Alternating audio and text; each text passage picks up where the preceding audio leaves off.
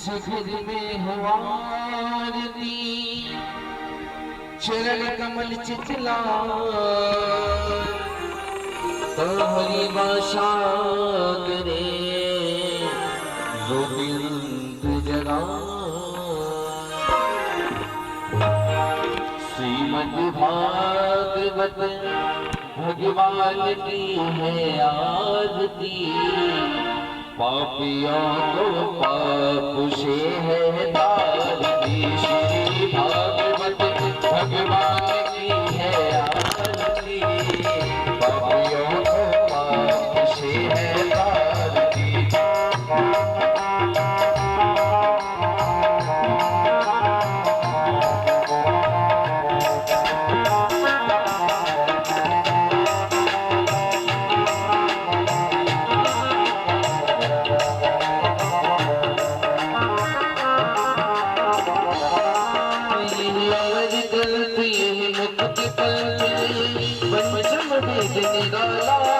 नव ज्योति जगाने वाला ये अमर ग्रंथ ये मुक्ति पाने पंचम वेद निराला नव ज्योति जगाने वाला।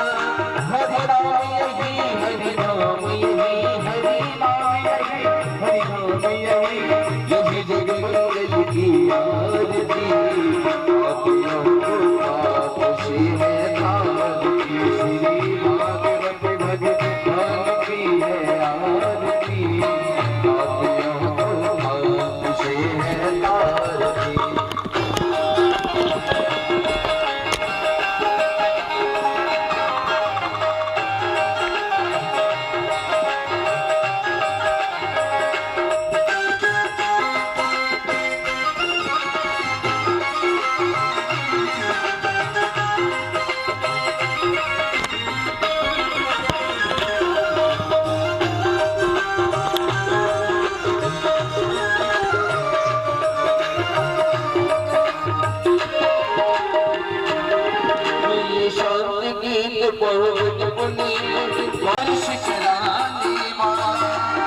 शुक्र करी शुक्र करी श्रीमद सोमन की आरती पापियों को पाप से तारती। श्री भागवत भगवान की है आरती पापियों को पाप से तारती।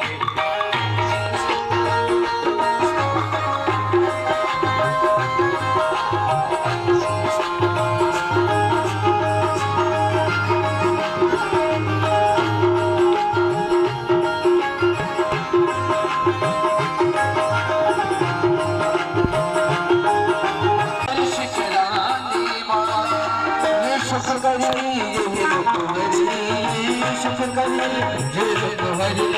श्रीमद सोमन की आरती पापियों को पाप से तारती।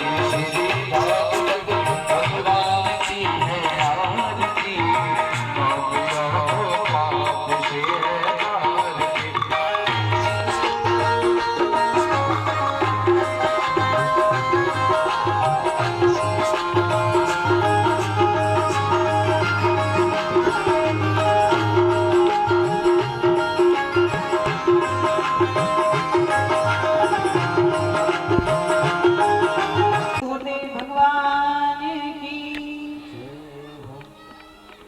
सभी लोग अपने अपने यथा स्थान पर बैठ करके अपने इष्ट देवता और सदगुरुदेव भगवान का चिंतन करेंगे, स्तुति करेंगे। सभी मन ही मन अपने अपने गुरुदेव के चरणों की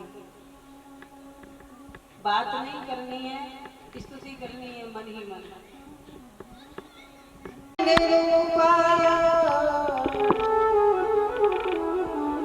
श्री कृष्णाय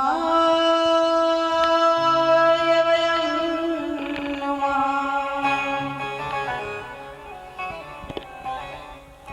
ध्यान मूलम गुरुर्मूर्ति पूजा मूलम गुरुपदम्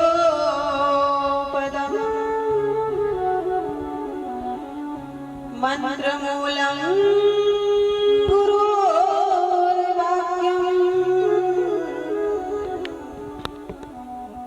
मोक्षमूलम गुरु कृपा।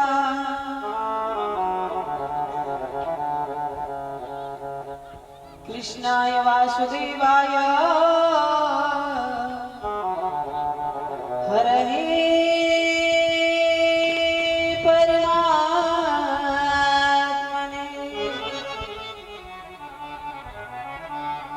प्रणतनासाय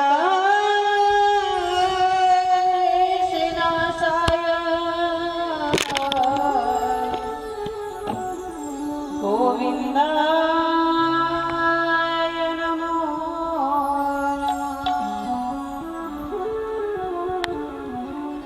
तो यही विश्वास लेकर जाएं, यहाँ भी आए तो यही विश्वास लेकर आए, किसी मंदिर में भी जाएं तो यही विश्वास लेकर जाएं कि हम प्रभु का साक्षात्कार करने जा रहे हैं, हमें वहां पर हरि मिलेंगे और अपने हरि से हम साक्षात्कार करेंगे, उनका दर्शन करेंगे, उनमें लीन हो जाएंगे। कम से कम इस संसार में भटकते भटकते किसी बहाने ये 3-4 घंटे तो जीवन के अपने हरि के चरणों में व्यतीत करेंगे, पूरे तन मन धन को लगा कर। इस भाव से जो भागवत जी को श्रवण करते हैं उनको अवश्य लाभ मिलता है।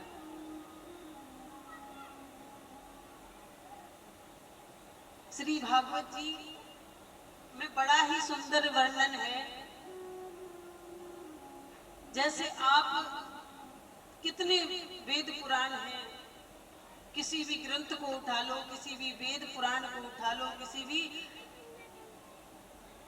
किसी को भी उठा करके आप जब आरंभ करोगे तो आपको सबसे पहले किसी ना किसी देवता की नाम लेकर के स्तुति करनी पड़ेगी।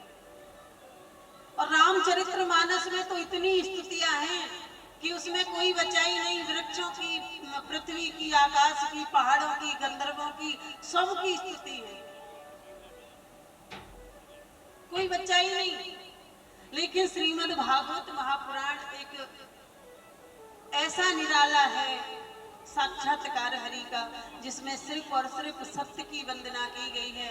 प्रथम, मध्य और अंत हर इसके अध्याय में सिर्फ और सिर्फ सत्य ही जुड़ा हुआ है, सत्य की वंदना जुड़ी हुई है।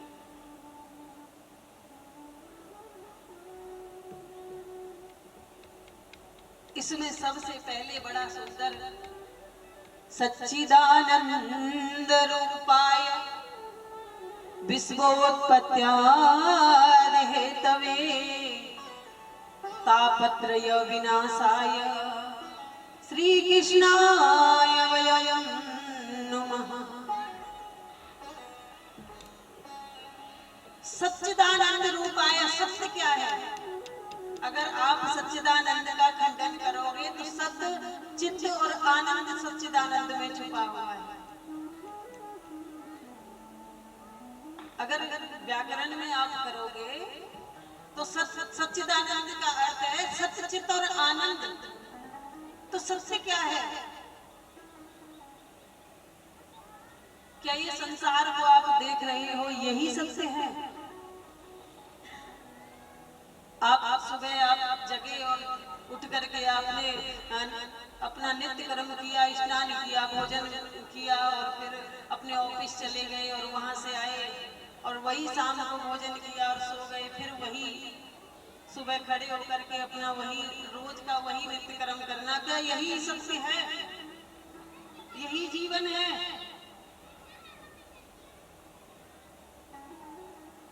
यह सत्य नहीं है।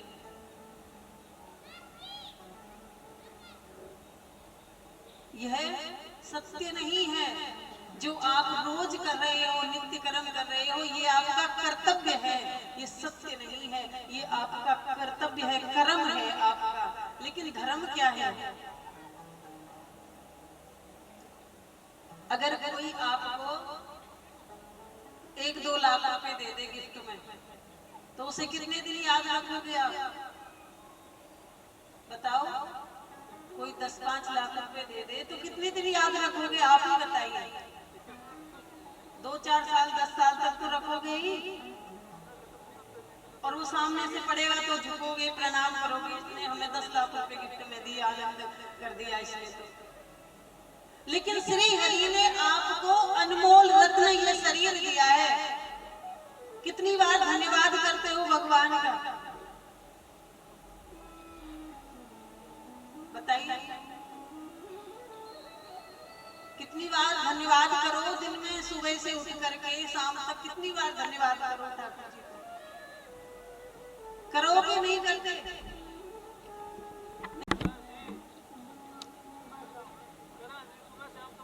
सुबह शाम करें, कैसे बोलते हो ठाकुर जी? आपका बहुत बहुत धन्यवाद। आइए, हमारे मुख्य अतिथि जी आए हैं, तो इनके स्वागत में एक बार तालियां बजाइए।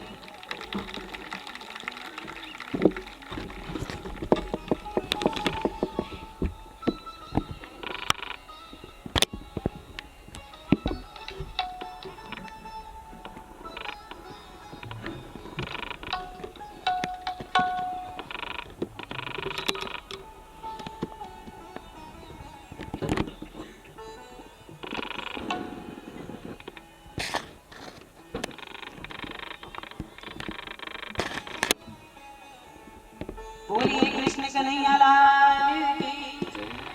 ये जो लोग खड़े हुए हैं ना, ये बैठ जाए, शरणागत होकर के सुनी जाती है। आप अगर कहीं मांगने जाते हो ना, तो पहले शरण लेते हो ना, शरणागत, तो खड़े खड़े कथा नहीं सुनी जाती। आपको ये पता होगा कि कथा हमेशा शरण में बैठकर शरणागत होकर के से बड़ी बड़ी जाती है। आप सभी लोग बैठ जाएंगे तो मुझे बड़ा अच्छा लगेगा। जिन लोगों ने नहीं सुना है, थोड़ा पूछा, ईमानदारी से बताना, ना झूठ बोली चलता। कितने लोग करते हो? बहुत अच्छी बात है, करना चाहिए। पता है क्यों? क्योंकि जो इंसान हमें 2-4 लाख रुपए दे रहा है, उसे हम 2-4 साल याद कर सकते हैं। तो ठाकुर जी ने हमें कितना अनमोल रत्न ये शरीर दिया है। इसके एक एक बॉडी पार्ट्स इतने अनमोल हैं, इतने अनमोल हैं कि उनको आप अगर संसार में ढूंढने जाओगे तो ओरिजिनल मिलेंगे नहीं। और जो श्वासें आप ले रहे हो ना, श्वासों की डोरी, इसकी तो इतनी कीमत है कि जब अंत समय आए, आपके पास अरबों की संपत्ति है, आप लोग मुझसे कहना कि 10 लाख रुपए ले लो, लेकिन एक महीने ऐसे ही। तो ठाकुर जी को आप धन्यवाद अवश्य करें, अवश्य उनको थैंक यू बोले कि आपने हमें इस श्वासों की डोरी मुफ्त में दी, गिफ्ट में दे दी। आंखें खराब हो जाती है ना, तो कितना पैसा लगता है जब जाके आंखें सही हो पाती है, और वो भी ऐसी नहीं होती जैसी ठाकुर जी व्यवस्था करके देंगे। घुटने खराब हो जाते हैं तो बताओ, 4 इस शरीर के अंदर ऐसी ऐसी मशीन फिट की है ठाकुर जी ने, जिनकी कीमत करोड़ों में है, लेकिन उन्होंने आपसे कोई कर नहीं लिया, उन मशीनों को भी गिफ्ट में दे दिया। फिर आप उनका धन्यवाद आप करना चाहिए कि नहीं? हमसे ज्यादा कीमती इस संसार में और दूसरी कोई वस्तु है ही नहीं, क्योंकि इस संसार की वस्तुएं इंसान की बनाई हुई हैं, और इंसान की बुद्धि भगवान की बुद्धि के सामने तुच्छ है, बिल्कुल तुच्छ, एक सुई की नोक के बराबर। मनुष्य जो बनाता है वो अपने विवेक के हिसाब से बनाता है, और ईश्वर जो बनाते हैं अपने विवेक से बनाते हैं। तो उन ठाकुर जी के विवेक से बना हुआ ये पंचतत्व का खिलौना, इसमें लगी हुई जो मशीन, इसमें श्वासें पड़ी हुई हैं, इसमें इतना सुंदर सुंदर नक्शा बना हुआ है, और हम इस अनमोल रत्न को छोड़कर, भूलकर कि हम क्या हैं, ये भूलकर हम संसार की वस्तुओं के पीछे दौड़े हुए हैं, और उन वस्तुओं को पाते पाते पाते पाते अपने अनमोल रत्न का नाश कर देते हैं, खत्म कर देते हैं। और फिर क्या होता है, जब वहां जाते हैं तो ना हमारे लिए हमारा ये खिलौना बचता है, ना संसार में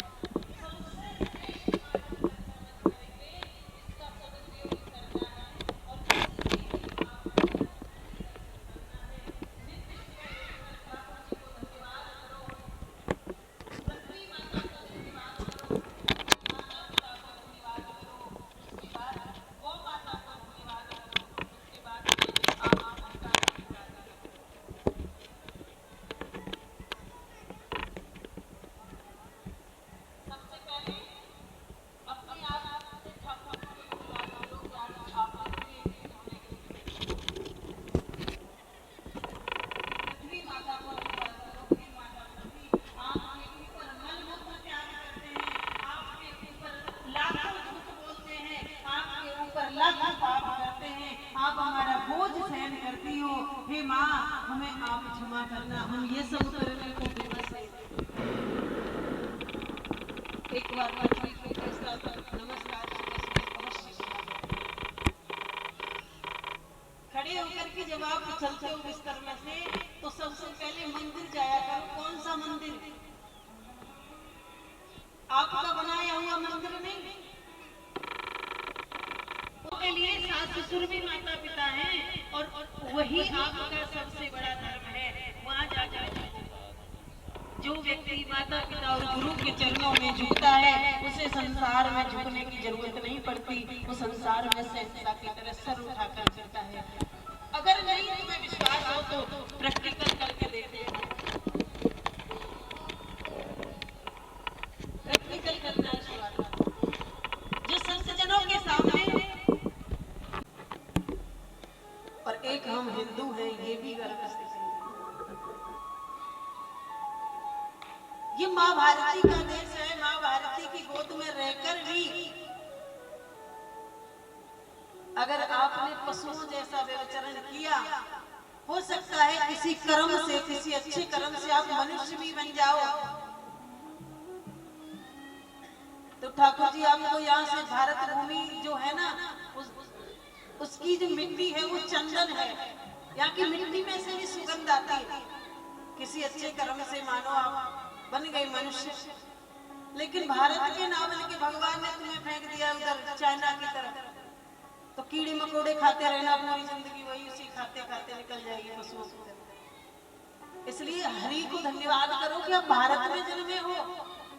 प्रभु को धन्यवाद करो कि आप उस जगह पर जन्मे हो जहाँ पर भगवान ने स्वयं आकर के अर्जुन को नहीं, समस्त पृथ्वी लोगों को, समस्त भारतवासियों को, समस्त पृथ्वीवासियों को आत्मज्ञान दिया था। गीता का ज्ञान नहीं, आत्मज्ञान कि मैं क्या हूँ, इस पृथ्वी पर क्यों आया हूँ, मेरा कर्तव्य क्या है, मुझे क्या करना चाहिए। ये ज्ञान भगवान कृष्ण ने अर्जुन को तो लक्ष्य किया था, आप और हमको और समस्त मानव जाति को ये ज्ञान दिया था। अर्जुन को ज्ञान नहीं दिया। अरे जिसका रथ का सारथी भगवान कृष्ण हो उसे कोई हरा सकता है? उसे कोई नहीं हरा सकता।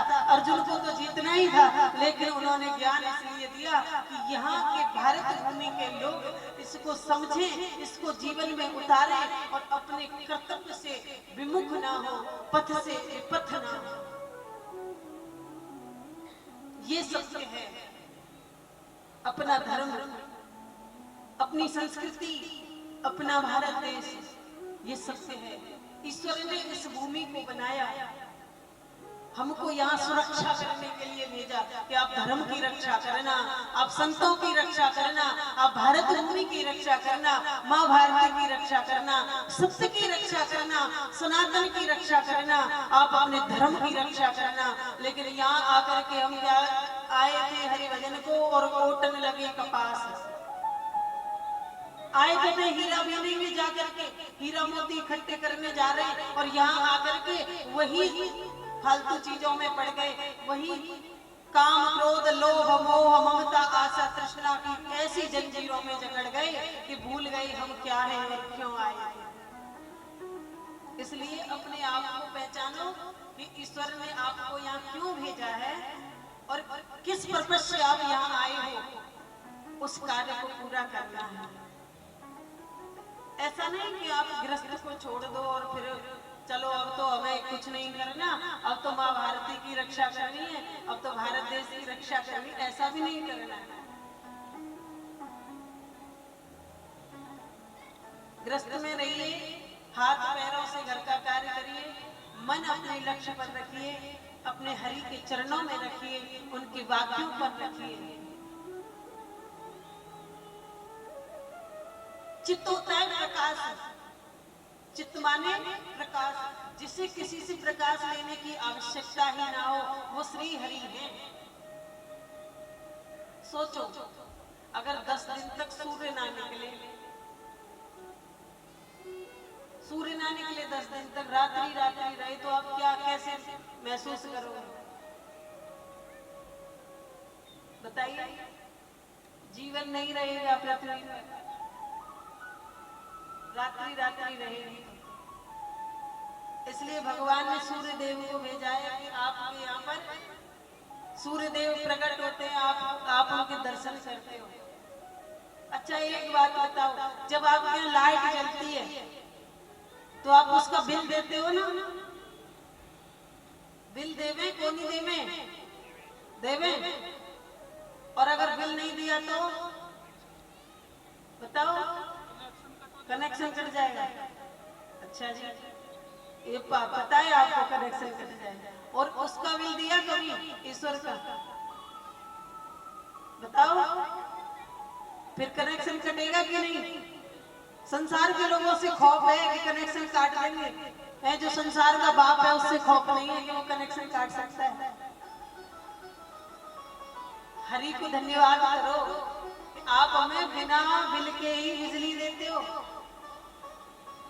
और ऐसी बढ़िया व्यवस्था बना कर देते हो। अगर चंद्रमा ना हो तो संसार की उत्पत्ति खत्म, रस नहीं रहेगा। और जब रस नहीं है वहां उत्पत्ति नहीं है। संसार की उत्पत्ति रस से है। सूर्य को पालन पोषण के लिए भेजा है कि सूर्य जब उगते हैं तो आपके आंखों पर प्रकाश आता है और जब आप दुनिया को देखते हैं। ये आंखें आपकी अंधी हैं, हमारी आंखें अंधी हैं। कितने लोग मानते हो कि आप अंधे हो? हाथ उठा के बताओ। कोई नहीं मान रहा देखो, लेकिन सब लोग अंधे हैं। इस संसार में आने वाला हर जीव अंधा है। ये तो ठाकुर जी का प्रकाश हमारी आंखों पर पड़ता है तब ये आंखें प्रकाशित होती हैं, अन्यथा नहीं तो अंधेरी रात होती है ना, अंधेरी रात। आंखें यही होती हैं, संसार यही होता है, फिर क्यों नहीं इन आंखों से संसार को देख पाता? खूब बड़ी बड़ी, अब तो छोटी छोटी आंखें, अंधेरे में तो और बड़ी बड़ी आंखें कर लेते हैं, कुछ दिख जाए लेकिन फिर भी कुछ नहीं दिखता, क्योंकि आंखें तो अंधी हैं। इनके ऊपर जब भगवान का प्रकाश पड़ता है ईश्वर का, तब हमें दुनिया दिखती है, तब प्रकाश में होती है ये आंखें।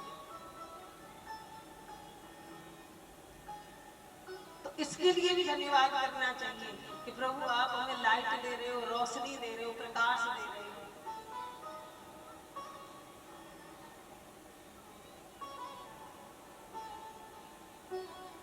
सत्य, चित्त और आनंद। अब सत्य की परिभाषा हो गई, चित्त की हो गई, आनंद की तो कोई परिभाषा ही नहीं है। क्यों नहीं है आनंद की परिभाषा? क्योंकि जो संसार में आप जिस चीज को उल्टा कर सकते हो उसकी परिभाषा बना सकते हो, लेकिन आनंद का कभी उल्टा नहीं हो सकता। नहीं तो आप रात का उल्टा है दिन, दुख का उल्टा है सुख, प्रेम का उल्टा है घृणा, ऐसे ही हर चीज का उल्टा है, लेकिन आनंद का उल्टा नहीं है। क्यों? क्योंकि हर चीज संसार में है, लेकिन आनंद आपको संसार में नहीं मिल सकता। आनंद आपको सिर्फ और सिर्फ हरि के चरणों में मिलेगा। संसारी वस्तुओं से आप सुख भोग सकते हो, लेकिन आनंद प्राप्त नहीं कर सकते। आनंद आप हरि के चरणों से ही प्राप्त कर सकते हो। तुलसी बाबा ने कितना सुंदर लिखा है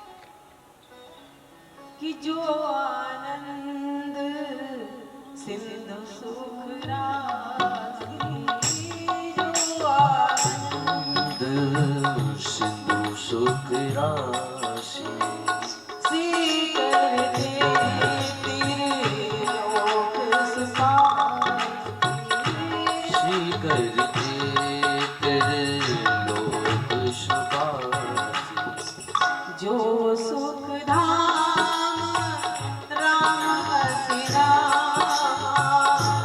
जो सुख धाम राम अशिनामा, अखिल लोक दायक विश्राम, अखिल लोक दायक विश्राम, जो सुख धाम राम असनाम। सुख आनंद हरि के चरणों में मिलता है। जो आनंद सिंधु सुख राशि, शिखर त्रिलोक कश्यपासी, सो सुख धाम राम असनामा।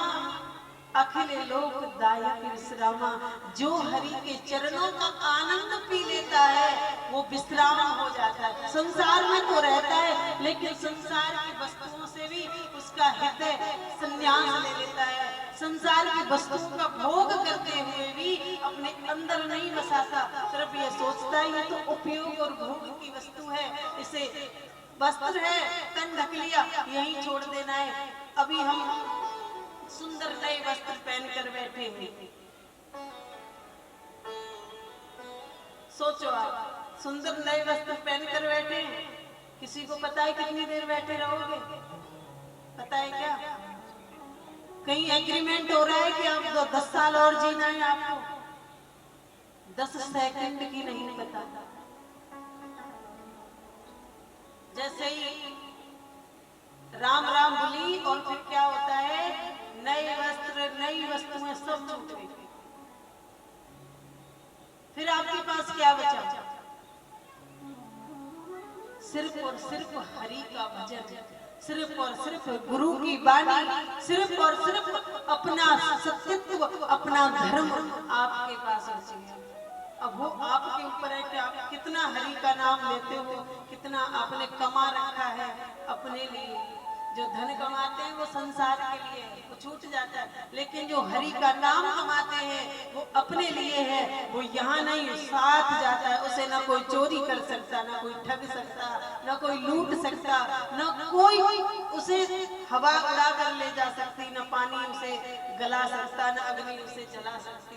हरि का नाम ऐसा सुंदर है कि वो आपको यहाँ भी काम देता है और यहाँ से जब ऊपर जाते हो तो वहाँ भी काम देता है। इसलिए वो कमाई करो जो यहाँ भी काम दे और वहाँ भी आपको काम दे, आपके साथ चल।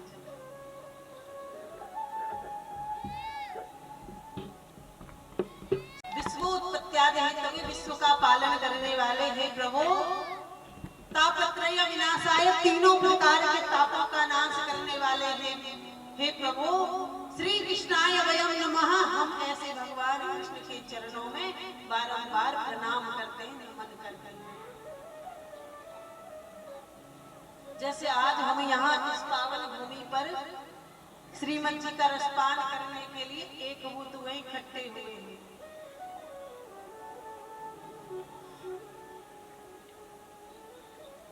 ऐसे ही जो वेद पुराणों की पावन भूमि है वो है नैमिषारण्य क्षेत्र।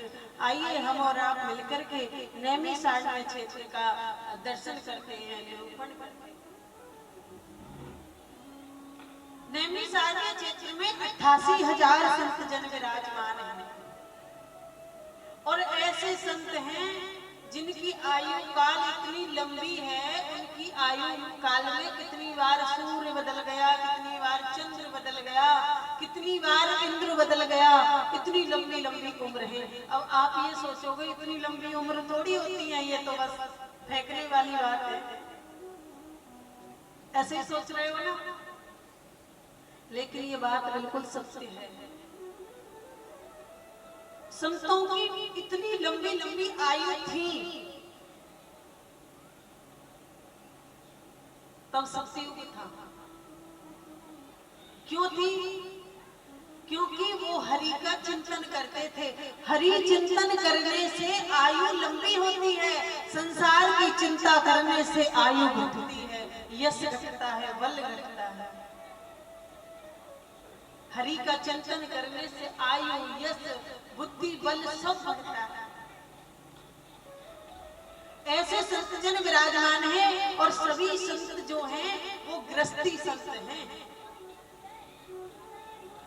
एक दिन अपने नित्य कर्म से निवृत्त होकर सुबह सुबह बैठे हुए थे तो सभी विचार कर रहे हैं और मन ही मन दुखी हो रहे हैं कि संसार के लोग अपने अपने कार्यों में इतने रत हो गए कि अपने धर्म को भूल गए, अपने संस्कृति को भूल गए, अपने सनातन धर्म को भूल गए, सनातन संस्कृति को भूल गए और इसी कारण से अपना अपना कर्म करते करते अपना भाग्य के स्वयं विधाता होते जा रहे हैं। मतलब बुरे कर्म कर रहे हैं तो बुरा फल मिल रहा है, दुख पा रहे हैं। संसार में 99% लोग दुखी हैं, 1% सुखी हैं और वो है संत महाराज जिनके अंदर संसार समाया है वो सुखी हैं, जो संसार के अंदर समाये हैं वो दुखी हैं। संसार के अंदर समाये हैं गृहस्थी, जो संसार के लोग हैं वो दुखी हैं, और जिनके अंदर गागर में सागर समाई हुई है वो संत हैं, वो सुखी हैं।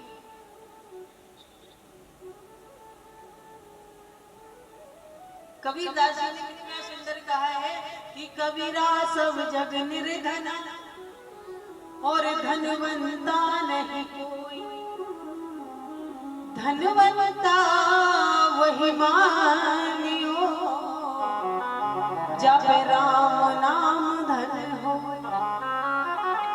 कितना भी धन कमा लो साथ नहीं जाने वाला, इसलिए संत सबसे बड़े धनवान होते हैं, उनके पास हरि के नाम का खजाना होता है।